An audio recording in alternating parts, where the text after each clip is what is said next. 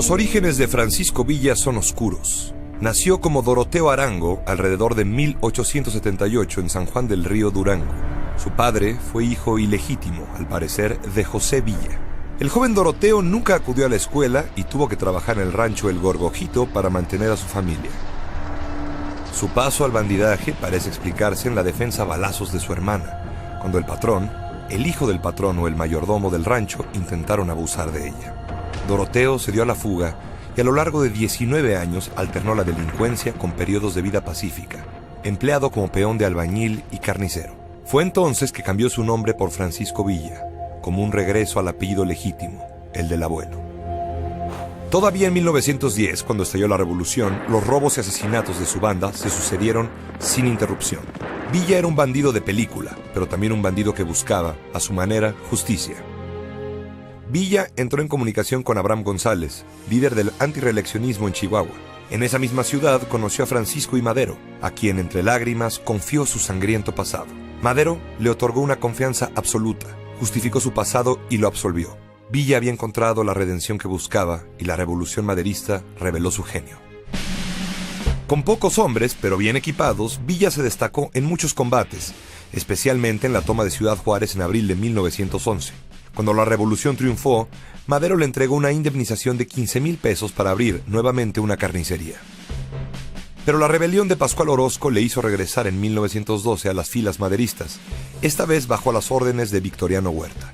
Considerándolo una amenaza, Huerta aprovechó un pretexto para condenarlo a muerte por insubordinación. Ante el pelotón de fusilamiento, Villa imploró perdón llorando y de rodillas. Al tiempo, llegó la orden que conmutó su pena por la de prisión y se le envió a Santiago Tlatelolco. Sin embargo, en diciembre de 1912, Villa consiguió escapar de la prisión y se refugió en Estados Unidos. El golpe de Estado contra Madero y su asesinato en febrero de 1913 trajeron a Villa de vuelta a México, a vengar la muerte de su redentor. Los hombres se le unieron por miles y en septiembre integró definitivamente su División del Norte. Después de varios encuentros, algunos fallidos y otros exitosos, en noviembre de ese año emprendió su primera acción deslumbrante, la toma de Ciudad Juárez. Poco después, en el combate de Tierra Blanca, mostró la más importante de sus armas, las poderosas cargas de caballería. En Estados Unidos, las hazañas de Villa ocupaban los titulares de los periódicos. Villa tomó la ciudad de Chihuahua y asumió la gobernatura del estado el 8 de enero de 1914. Durante su breve mandato, confiscó los bienes de los hacendados y se reveló como un estupendo administrador. Aunque reconocía el mando de Venustiano Carranza como primer jefe de la revolución, comenzaron a aflorar entonces sus diferencias. Por sugerencia de Carranza, Villa dejó el gobierno en manos del general Chao. Por aquellos mismos días, el Robin Hood mexicano firmó un contrato con la Mutual Film Corporation, un acuerdo de exclusividad por $25,000 para filmar las acciones de la División del Norte. El 9 de mayo de 1914 se estrenó en Nueva York The Life of General Villa, una película que mostraba sus razones para la rebelión, sus victorias y un final feliz que nunca ocurriría, su llegada a la presidencia. En marzo de 1914, cuando emprendió su marcha hacia el sur, contaba con un ejército impresionante. Un tren hospital para 1,400 heridos y 16,000 hombres perfectamente equipados. El fervor de sus hombres, por él, llegaba casi a la idolatría.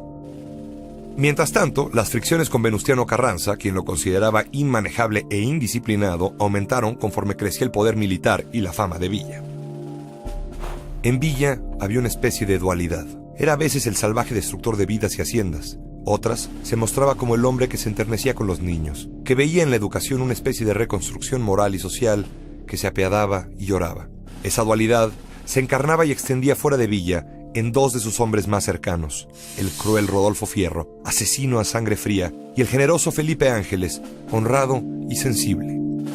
La Convención Revolucionaria de Aguascalientes, celebrada en octubre de ese mismo año, y que enfrentó la difícil prioridad de reconciliar a Villa con Carranza, fracasó. La guerra entre facciones no tardó en estallar. Por una parte estaban Villa y Emiliano Zapata, por la otra Carranza y Obregón.